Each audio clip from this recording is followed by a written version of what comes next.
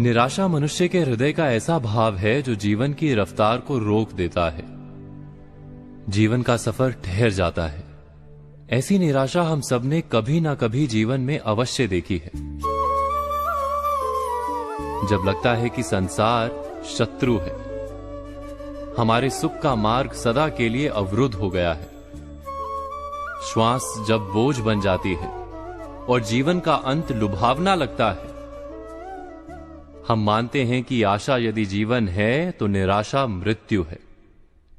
किंतु क्या ये सत्य है?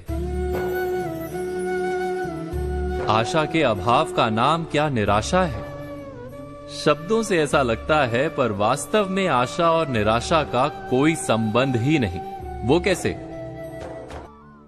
लगता है कि आशा का ना होना निराशा है, किंतु क्या ये सत्य है? एक बार विचार कीजिए कि आशा क्या है। हमें संसार पर और समय पर विश्वास है कि यदि समस्या है तो समाधान भी होगा, यदि इच्छा जन्मी है तो उसे पूर्ण करने का उपाय भी होगा, यदि कोई मंजिल है तो रास्ता भी अवश्य होगा। और हमारा अनुभव भी तो यही कहता है कि देर सबेर हमारी इच्छा अवश्य पूर्ण होती है।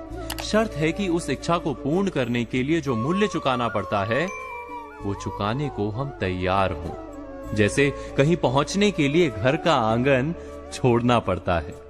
घर छोड़ने का मूल्य चुकाने वाला अवश्य मंजिल पर पहुंचता है। श्रम करने वाला परिणाम अवश्य पाता है। अर्थात जो जीवन को समझता है उसके हृदय से आशा का नाश हो ही नहीं सकता। यदि ये सत्य है तो फिर हमें निराशा क्यों घेर लेती है? निराशा वास्तव में क्या है? हमने अपने आप से प्रश्न किया है कि निराशा वास्तव में क्या है? क्या निराशा का कारण संसार में है या स्वयं अपने भीतर?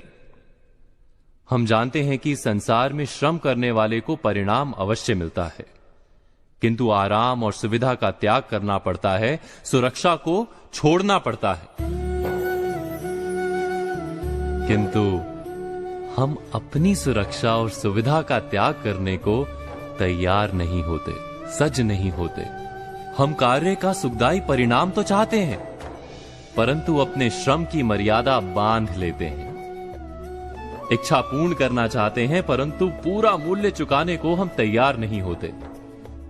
हिमालय की चोटी पर पहुंचना है, पर घर का आंगन नहीं छोड़ना है। वहां से निराशा का जन्म होता है। अर्थात आशा के ना होने को निराशा नहीं कहते। निराशा वास्तव में हमारे आलसीपन का नाम है। जो श्रम और त्याग कर पाता है उसे निराशा कभी पीड़ा नहीं देती। क्या ये सत्य नहीं?